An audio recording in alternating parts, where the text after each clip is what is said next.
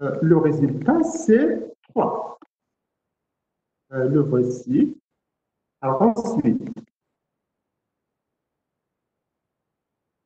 ensuite la, euh, la suite, c'est maintenant, la deuxième façon de calculer le PGCD, c'est la méthode des soustractions successives. Elle est, alors, elle est très facile à comprendre. Donc, elle est écrite sous forme de cas. Donc, le cas de base, c'est petit a, si petit a égale à b. Et il y a deux cas généraux. Alors, pourquoi deux? Parce que donc, si vous arrivez sur le deuxième cas, ça veut dire que A est différent de B. Donc, soit A est plus petit strictement, soit il est plus grand strictement. Et ce que font les deux cas généraux? Tout simplement, vous remplacez le plus grand par sa différence avec le plus petit.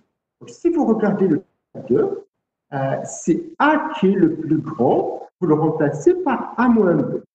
Si vous regardez le cas 3, c'est B le plus grand, vous le remplacez par petit b. Donc, si l'écriture sous forme de cas, elle est déjà faite, donc, ce que je vais faire avec vous, c'est que je vais faire un déroulement. Donc, si je reprends donc, avec PGCD2, donc le même exemple, donc 6, 15, avec la méthode des soustractions successives. Est-ce que 6 égale 15? Non. Donc, je remplace le 15 par 15 moins 6. Donc, je vais avoir donc, 6 reste tel quel et le 15 devient 9. Égal. Il n'y a toujours pas égalité, donc c'est PGCD2. Je remplace le plus grand qui est 9 par 9 moins 6. Donc 6, 3.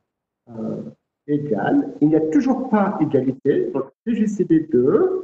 Donc je remplace le plus grand 6 par la différence avec le plus petit. Donc ça me donne 6 moins 3, c'est 3,3.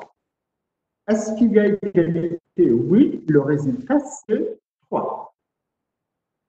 Alors maintenant, je vous traduis en camel. Alors pour traduire ça en camel, puisqu'il y a 3 cas, donc vous allez avoir besoin du si, alors sinon, imbriqué. D'accord? Donc je le fais avec vous, parce que c'est pas très compliqué. Donc, let, donc le mot réservé, le nom, c'est PGCD2, d'arrêté 2, des paramètres, c'est A et B. Égal, donc je compare A et B. Si A égale B, je suis dans le cas de base, le résultat, c'est petit a. Sinon, je regarde si A est le plus grand. Si A est plus grand que B, donc je le remplace, donc j'appelle récursivement en remplaçant donc petit a par A moins B. Et le B reste tel qu'il est. Si vous arrivez sur le troisième cas, ça veut dire que c'est B le plus grand, donc vous appelez récursivement, le A reste intact, le B vous le remplacez par B moins ça. Donc je vérifie, TGCD2, A, 2, A moins 2, c'est bon. Voilà, donc voici la réponse de Kamel. Le nom, int étoile int pour les paramètres et int pour le résultat. Donc, si je fais PGCD2, comme tout à l'heure, donc 5, 15. Donc le résultat. Non, tout à l'heure, c'était 6, 15. Donc là, j'ai fait 5, 15. Le PGCD, c'est 5. Mais si je mets 6, 15, le résultat, c'est 3. Voilà pour voilà pour le PGCD avec les deux méthodes, donc l'algorithme de Phi et la méthode des soustractions successives. Donc maintenant, on passe à la fonction somme série, qui est un peu plus compliquée. Je vais t'aider comme on a l'habitude de faire. Donc, je vous l'écris sous forme de cas. Donc, je vais effacer tout ça et je mets somme, somme série. Alors, elle est d'arrêté n et elle est censée calculer, comme c'est dit dans l'énoncé, la somme des n premiers termes de la série harmonique. Donc, la fonction qui calcule la somme des n premiers termes de la série harmonique. Donc, voici ce qu'elle doit calculer. C'est 1 plus 1 demi plus 1 tiers plus 1 sur 1. Alors, le 1, vous pouvez l'écrire sous forme 1 sur 1. Donc, vous voyez, c'est 1 sur 1 plus 1 sur 2 plus 1 sur 3 jusqu'à 1 sur 1. Donc, ça veut dire que au niveau des dénominateurs, vous allez de 1 jusqu'à n au niveau des dénominateurs et le numérateur, il est le même, c'est 1. Donc, ça, c'est pour n donc, strictement positif, non nul, et pour n égale 0, alors on vous dit entre parenthèses, pour n égale 0, vous prenez la valeur 0. Donc,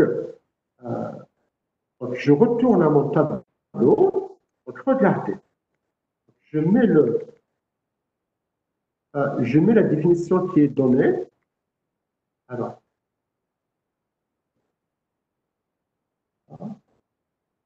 alors je vais sur alors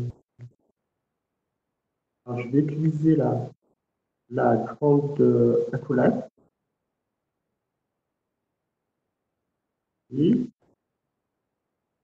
Donc, donc, la définition qui est donnée, c'est 0 si n égale 0 et donc, alors je ne sais pas, donc je vais utiliser, donc c'est 1 sur 1. Alors c'est 1 sur 1 plus alors le 1, je l'ai écrit sous forme 1 sur 1, donc 1 sur 2 plus jusqu'à 1 sur 1. Donc ça, c'est le sinon. Ça veut dire si n est non nul. Alors maintenant, il faut donc regarder. Il y a deux cas. Donc le premier cas, c'est le cas de base. Il n'appelle pas récursivement la fonction sans série. Donc, le deuxième cas, il faut le modifier de telle sorte à faire ressortir l'appel récursif de sans série. Alors, comment on va procéder? Alors, comment on va procéder? Alors, je vais commencer, pour vous faciliter la tâche, par rajouter un deuxième cas de base. Je fais ceci. Si vous regardez le cas général, donc le cas général, 1 sur 1 plus 1 sur 2 plus 1 sur 1. Si n égale 1, vous allez avoir 1 sur 1. Ça veut dire 1. Donc, euh, je vais rajouter un deuxième cas de base. Donc, alors, je vais tout simplement. Donc, si n égale 1, le résultat, c'est 1. Donc, tout simplement, je vais écrire le. Alors, il y a Word qui est bloqué. Je vais écrire les deux cas de base, donc n 0 et n égale 1, sous forme d'un seul cas de base, n inférieur ou égal à 1. Et si n est inférieur ou égal à 1, le résultat, c'est n. Et quand je passe au cas général, donc, le n va être supérieur ou égal à 2. Alors, euh, je fais, il y a Word qui est bloqué. Donc, ce que je fais, je trouve un autre. J'ouvre un autre fichier Word.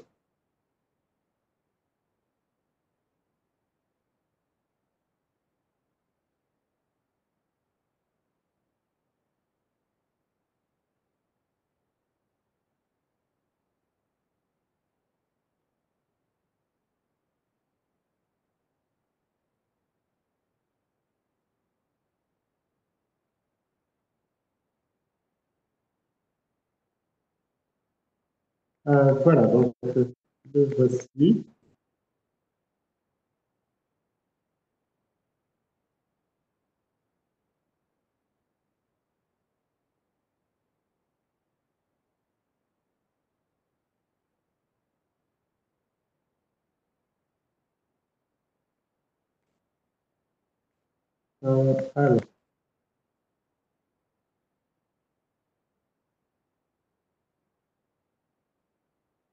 Alors, oui, donc le premier fichier, est totalement bloqué, mais je vais vous réécrire dans l'autre fichier cette partie-là. Donc, c'est n, c'est n inférieur ou égal à 1, et c'est 1 plus 1 demi plus 1 tiers jusqu'à 1 sur n, sinon. Donc, je vais sur l'autre fichier.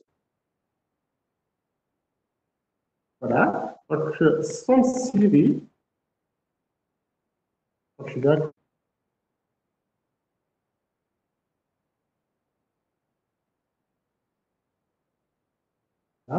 sans série n.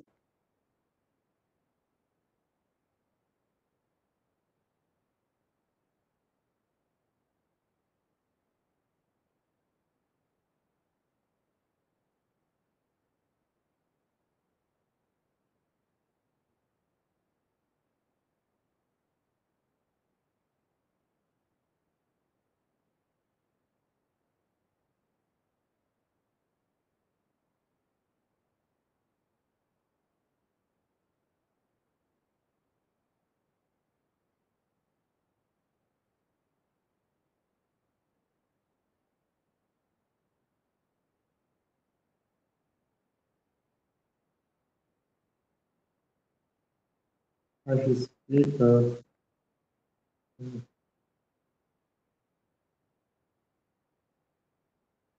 oui, voilà, je suis. Regardez. Donc, c'est n, c'est n inférieur ou égal à 1. Donc, alors,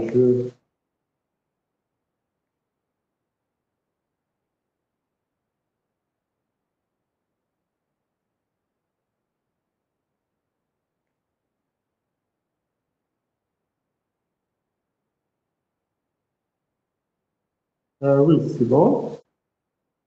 Et là, donc, c'est 1 sur 1 plus 1 sur 2 plus 3 points de suspension plus 1 sur n moins 1. Pardon, il y a un petit problème. Donc 1 sur n moins 1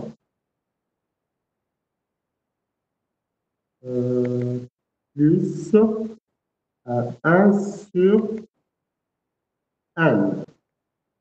Donc ça, c'est le sinon. Alors, je ne sais pas si vous suivez, mais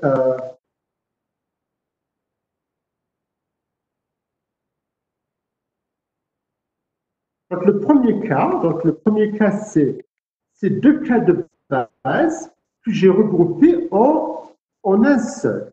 Ça veut dire c'est 0, c'est n égale 0, et c'est 1, c'est n égale 1. Donc, quand vous arrivez sur le deuxième cas, c'est le cas général. Donc, c'est 1 sur 1 plus 1 sur 2 plus 1 sur n plus, plus 1 sur n moins 1 plus 1 sur 1. Et maintenant, si vous prenez cette partie-là, si vous prenez les n-1 premiers termes du cas général, ça, ce n'est rien d'autre que son série de n-1. Donc, ce que je vais faire, je vais ressortir 1 sur n, je vais le sortir à part, et je vais lui rajouter son série n-1. Donc, je réécris ça comme ceci égale. Donc, le premier cas, je ne touche pas. Et ici, 1 sur 1 jusqu'à 1 sur n-1, je le remplace par son série de n-1. Donc, je l'efface. Il me reste 1 sur n. Je lui rajoute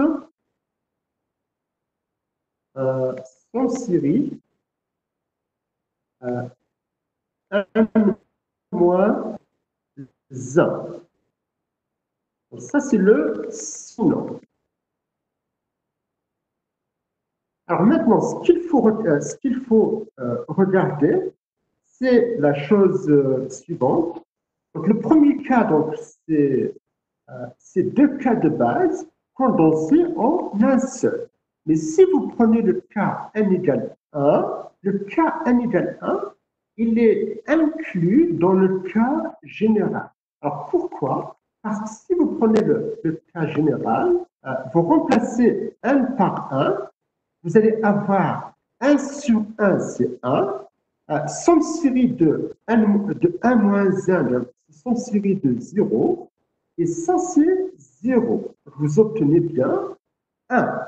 Donc, ça signifie que le cas de base n égale 1, je peux le supprimer parce qu'il est inclus dans le cas général. Et ça signifie que je ne vais garder comme cas de base que celui-ci, que le cas n égale 0. D'accord?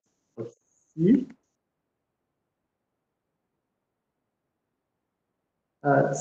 n égale 0, et alors j'ai encore un blocage de Word, mais là on a fait le gros du travail. Donc j'attends que ça se débloque, mais je vais vous traduire maintenant en camel. Donc, si vous regardez bien, donc vous allez avoir let, rec, le nom c'est son série, l'arrêté 1, le paramètre c'est petit n. Donc, si n égale 0, le résultat c'est 0. Sinon, le résultat c'est 1 sur n plus sans série de n-1. Alors, il y a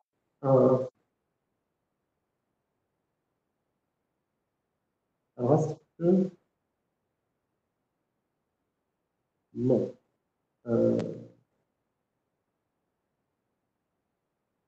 euh, euh, oui, c'est bon. Donc, je vais...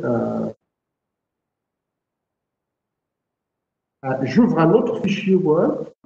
Alors, j'ouvre un autre fichier Word. Alors, il y a une chose qu'il faut faire, à vrai dire, avant de traduire en camel. Il faut, il faut faire une petite transformation. Alors, je ne vais pas utiliser l'accolade. Je vous mets le égal. Donc, je vous mets ici le cas de base. Donc, c'est 0, c'est n égale 0. D'accord? Et le deuxième cas, c'est le cas général. Donc, c'est 1 sur n plus son série de n moins 1. Alors maintenant, donc ça c'est le sinon. Alors je vous mets donc euh,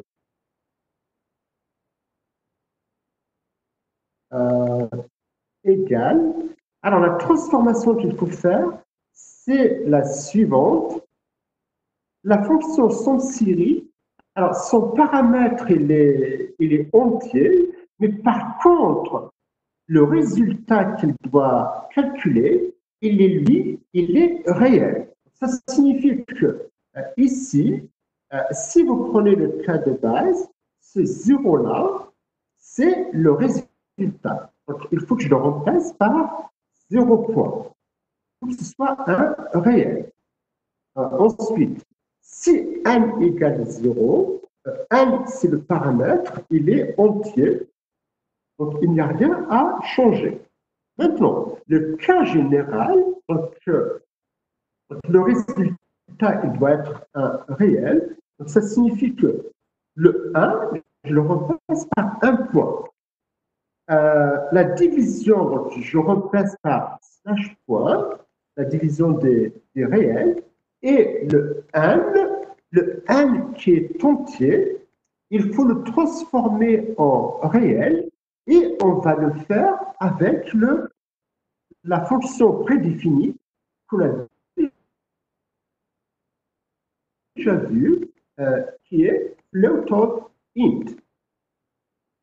Donc, avec ça, j'ai transformé le n en réel. Et le plus maintenant, le plus, il faut le transformer en plus des réels. Je lui rajoute le point. Ensuite, sans série, n-1, ça reste tel quel, parce que c'est le paramètre, et le paramètre, il est maintenant, je traduis en camel. Alors, je peux vous faire un petit déroulement. Donc, par exemple, donc, égal. Donc, est-ce que 3 égale 0? Non. Donc, euh, c'est un tiers. Donc, 1 sur 3, c'est 0,33. Je mets directement le résultat. Plus point sans série de 2 égale, donc je remets le 0,33 plus point. Est-ce que 2 égale 0? Non. Donc le résultat c'est 1 demi, donc 0,5 plus point sans série de 2 moins 1, 1. Hein, égale, donc je remets le 0,33 plus point 0,5.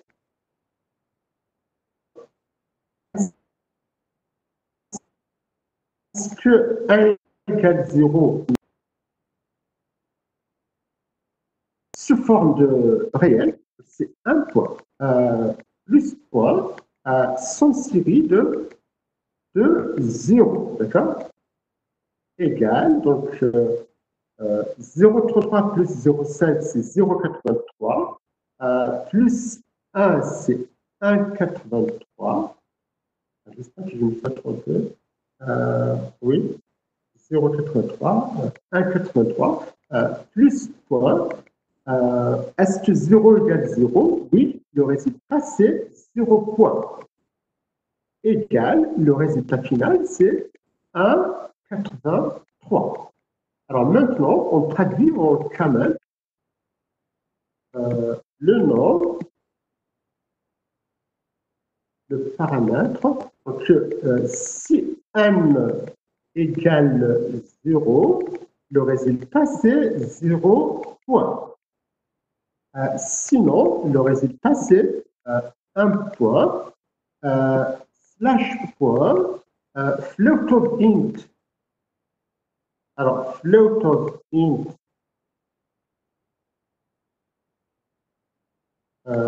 petit n, plus point, sans série, n-1. Donc, je fais un copier et je vais sur camel.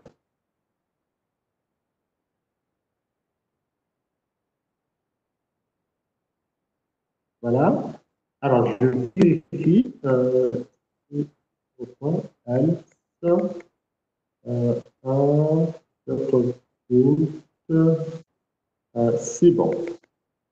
Voilà. Voici la réponse. Le nom, int pour le paramètre et float pour le résultat. Si je mets l'exemple qu'on a déroulé, sans série 3, le résultat c'est 1,83. Voilà. J'espère que vous avez compris. Alors, donc, avec ça, on a terminé le TP3. Donc, ce qu'on va faire, on va retourner sur le TP2 pour faire la fonction prime. Alors, elle est ici.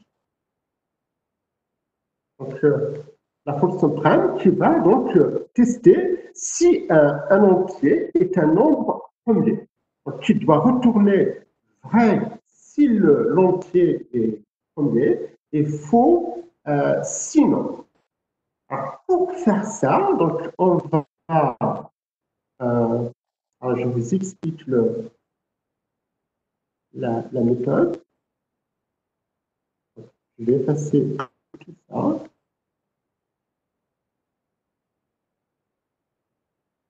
Alors, prime x égale, donc on va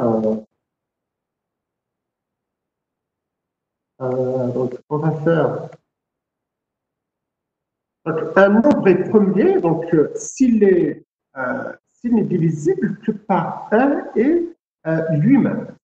Donc il y a une comment dire, si vous prenez 1, il n'est divisible que par 1 et lui-même qui est également 1, mais 1, généralement, on le regarde comme étant non premier. Donc maintenant, je fais ceci, c'est faux, si n égale, si x égale 1. Donc 1, je vais supposer qu'il n'est pas premier. Alors, le cas général, donc le cas général, ça veut dire que x est plus grand ou égal à 2. Alors, pour traiter le cas général, je vais définir une fonction d'arrêté 2 que je vais appeler indiv SE. Donc, elle est d'arrêté 2. Les paramètres, c'est x et donc, 1. Donc, je vais l'appeler. Alors, regardez. Donc, je vais mettre vrai si indiv x1 égale 2. Alors, indiv SE x1. Alors, pourquoi je l'ai appelé comme ça? Alors, indiv, c'est pour le nombre de diviseurs. Et SE c'est pour supérieur ou égaux. Donc, ça signifie que c'est le nombre de diviseurs de x qui sont supérieurs ou égaux au deuxième argument qui est 1. Donc, si le nombre de diviseurs de x qui sont supérieurs ou égaux à 1, c'est 2, je vais conclure que x il est premier. Sinon, je vais conclure que x n'est pas premier. Ça signifie que je vais devoir définir la fonction donc indiv SE donc, qui va avoir comme paramètre xi. Et cette fonction, qu'est-ce qu'elle va me calculer? Elle va me calculer le nombre de diviseurs de x qui sont supérieurs ou égaux à, donc je vais mettre tout simplement, je vais faire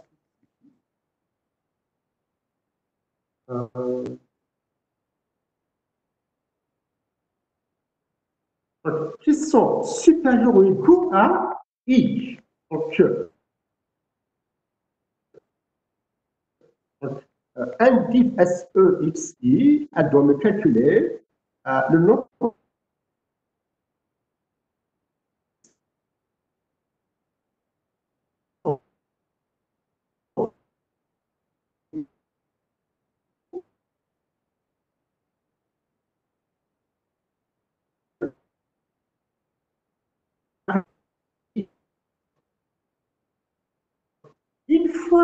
Une fois j'ai cette fonction, je vais l'appeler que donc 1. Donc le égale à 1. Donc, si elle me retourne 2, ça veut dire que mon x va être premier, sinon il va être non premier. Alors donc je vais vous définir cette fonction indiv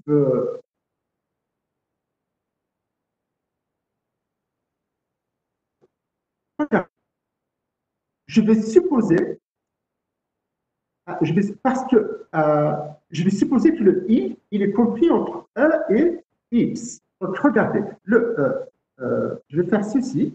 Si 1 i égale x. Alors, si i égale x, le nombre de diviseurs de x qui sont supérieurs ou égaux à x lui-même, c'est 1. Et le diviseur, c'est x lui-même. Alors ensuite, si j'arrive sur le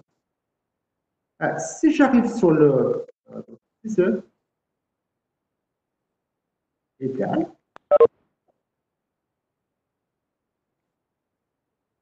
oui, ça c'est le cas, le premier cas. Donc je peux faire ceci. Le premier cas. Donc, si j'arrive sur le deuxième cas, ça veut dire que mon i, il est strictement inférieur à x et il est plus grand ou égal à 1. Alors, qu'est-ce que je vais faire? Je vais regarder. Alors, je vais regarder si i si i divise x. Ça veut dire que je vais tester si x mod i égale 0, Ça veut dire que mon I est un diviseur de X. Le résultat sera c'est 1 plus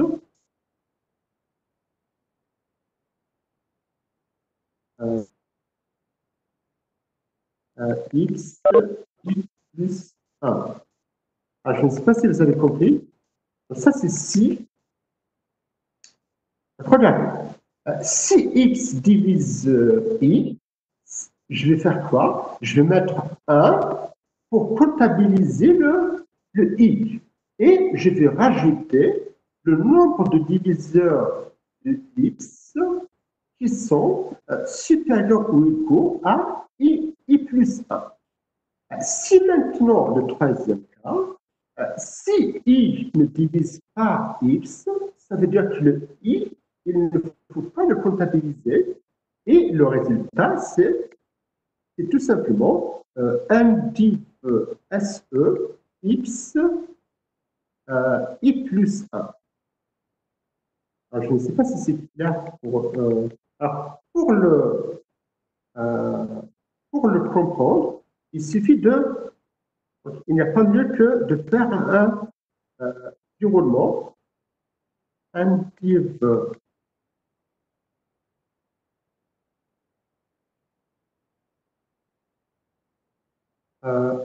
SE, par exemple, alors je vais faire 8, 1.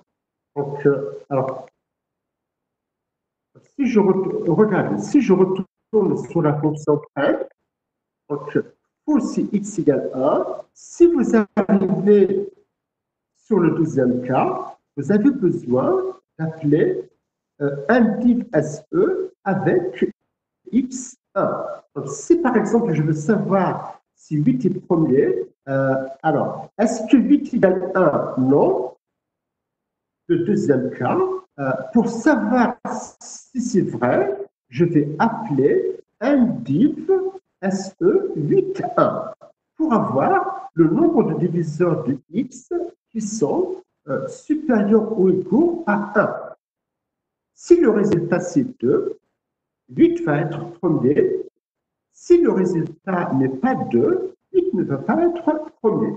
Je vais calculer un div SE 8, 1. Alors, est-ce que 1 égale 8? Non. Donc, 1 n'est pas égal à 8. Le deuxième cas, est-ce que 1 divise 8? Oui. Donc, c'est le deuxième cas qui s'applique. C'est 1 plus un div SE 8, 1 plus 1, c'est 2, égal, donc je remets le 1 plus, alors, un div SE 8, 2, est-ce que 2 égale 8? Non. Est-ce que 2 divise 8? Oui. Donc, c'est le deuxième cas qui s'applique. C'est 1 plus un div SE 8, 3 égale, donc 1 plus 1 c'est 2, plus, est-ce que 3 égale 8? Non. Est-ce que 3 divise, est-ce que 3 divise 8? Non. Donc c'est le troisième cas qui va s'appliquer. Donc c'est un div, c'est n div SE 8, 4. Hein? Égale, pardon, égale, donc 2 plus, est-ce que 4 égale 8? Non. Est-ce que 4 divise 8? Oui. Donc c'est 1 plus un div SE 8, 5 égale 2 plus 1 c'est 3 plus, est-ce que 5 égale 8? Non. est-ce que 5 divise 8? Non, c'est le troisième cas qui s'applique. 1 div SE 8 6 égale donc 3 égale 3 plus. Est-ce que 6 égale 8? Non. Est-ce que 6 divise 8? Non. C'est toujours le troisième cas. Donc c'est 1 div SE 8 7 égale 3 plus. Est-ce que 7 égale 8? Non. Est-ce que 7 divise 8? Non. C'est toujours le troisième cas. 1 div SE 8 8 égale, je remets le 3 plus. Est-ce que 8 égale 8? Oui. Donc c'est le premier cas qui s'applique et le résultat c'est 1. Donc le résultat final c'est 4. Donc maintenant, vous retournez sur 1 div 8, 8 1, ce n'est pas 2. Donc ça signifie que 8 n'est pas premier. Donc, oui, donc maintenant, il suffit de traduire en camel. Donc, je remonte ici. Donc, je commence par la fonction indiv SEXI. Donc, je la traduis en camel. Rec. Donc, indiv SEXI égale. Donc, si I égale X, le nombre de diviseurs, c'est 1. Sinon, vous regardez si X est divisible par I.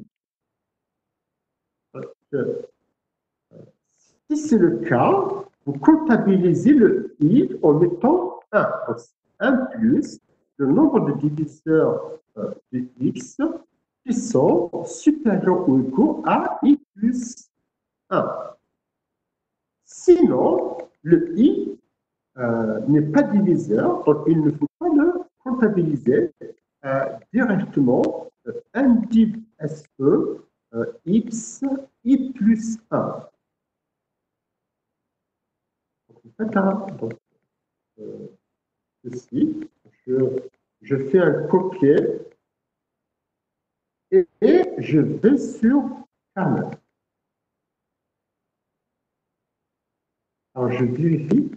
Indiv SEXI, si I égale X1, sinon si I divise X, c'est 1 plus, sinon, c'est bon. Voilà. Donc, voici le résultat. Donc, indiv SE int pour X. Alors, int pour X, int pour I et int pour le résultat. Maintenant, j'y prends, donc c'est facile.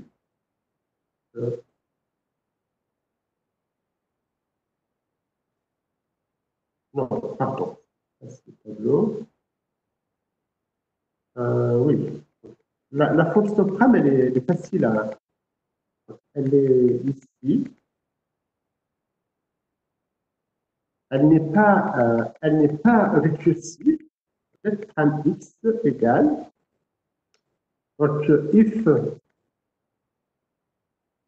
x égale 1 donne faux, false, else, if indiv SE x1, donc si le nombre de diviseurs de x qui sont supérieurs ou égaux à 1, si ce nombre c'est 2, alors x va être premier, il faut retourner vrai. Sinon, x ne va pas être premier, vous retournez faux. Alors, je vais faire un copier.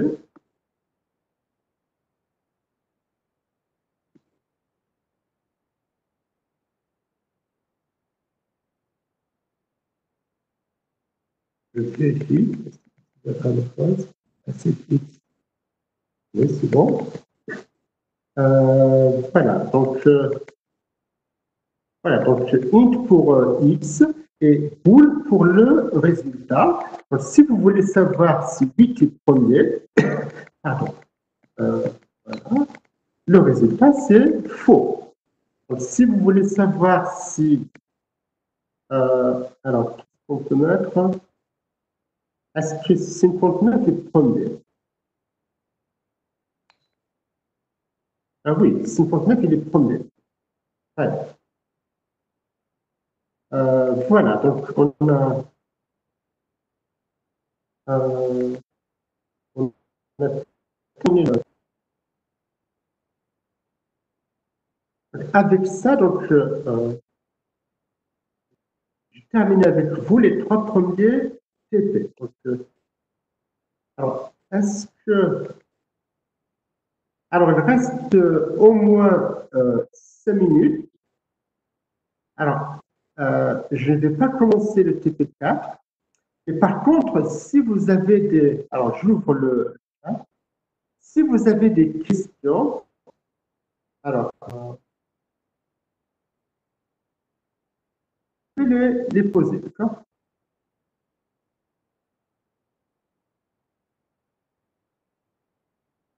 Alors, allez-y. Donc, s'il y a des questions, allez-y, s'il vous plaît. Vous pouvez les mettre sur le chat. Vous pouvez parler. Donc, si c'est un à la fois. Est-ce qu'il y a des questions? Allez-y.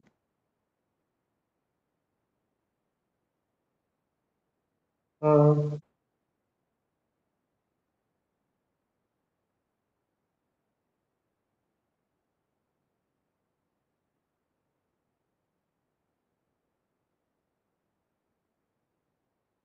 non?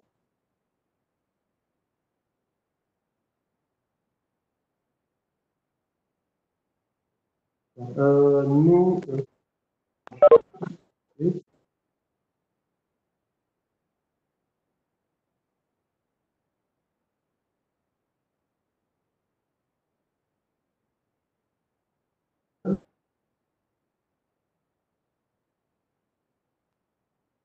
est-ce qu'il y a des questions?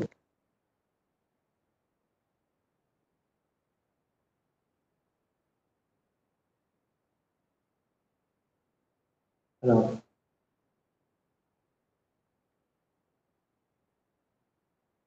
est-ce qu'il y a des. Allez-y, s'il vous plaît. Allez, vos questions, s'il vous plaît.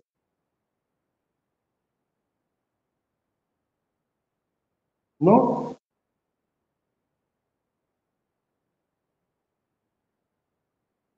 Apparemment, c'est. Oui.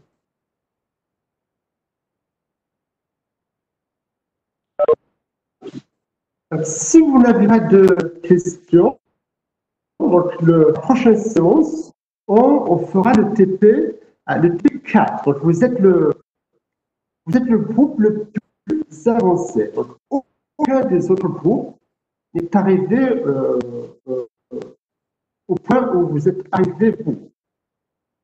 Alors, c'est bon, apparemment, très bien.